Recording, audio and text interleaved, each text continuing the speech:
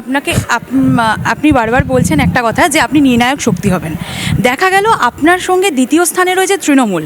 যদি আপনার পুরনো দলই আপনাকে নির্ণায়ক শক্তি হিসেবে দলের সঙ্গে জোট বাঁধার কথা বলেন, সেক্ষেত্রে আপনি কি করবেন? আমি তো একটাই কথা বললাম, আমার যারা 135 জন প্রার্থী আমি দেব, সেই 135 জনের মধ্যে কতজন জিতবে সেটা কাউন্টিংয়ের দিন ছাড়া আপনি বলতে পারবেন না, আমিও বলতে পারবো না। আমি গণৎকার না, আমি কোনো ভবিষ্যৎবাণী এইভাবে বা আমি রাজনৈতিকভাবে কোনো প্রেডিকশন রাখছি না, কিন্তু আমি জোর গলায় বলছি 294-এর মধ্যে 135-এ লড়াই করব।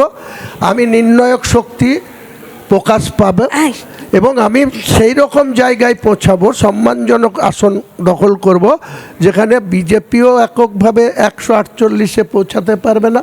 আর টিএমসি তো গত এক মাস আগেও বলেছে টিএমসির বড় বড় নেতারা যে 250 সিট নিয়ে জিতবে। এতক্ষণে হুমায়ুন কবির এতক্ষণে স্বীকার করলেন যে তৃণমূল যদি সরকার করতে না পারে তাহলে হুমায়ুন কবিরকে যদি অ্যাপ্রোচ করা হয় তাহলে হুমায়ুন কবির দুপা বাড়াবেন, আবার বিজেপি যদি অ্যাপ্রোচ করে সেখানেও যাবেন। এটা তো আপনি খুললাম বলছেন। পলিটিক্যাল ম্যানের তার অধিকার বোঝার জন্য, যারা ভোট দিয়ে তাকে নির্বাচিত করবে তাদের সঠিক উন্নয়ন করার জন্য যার সাথে কম্প্রোমাইজ করার দরকার হবে করবে। তাহলে আপনি যে এখন তৃণমূলের যে বিরোধিতা করছেন, নিশ্চয় আমার শর্ত বুঝে নেব, ইঞ্চিতে ইঞ্চিতে আমার অধিকার বুঝে নিয়ে তাকে সমর্থন দেব।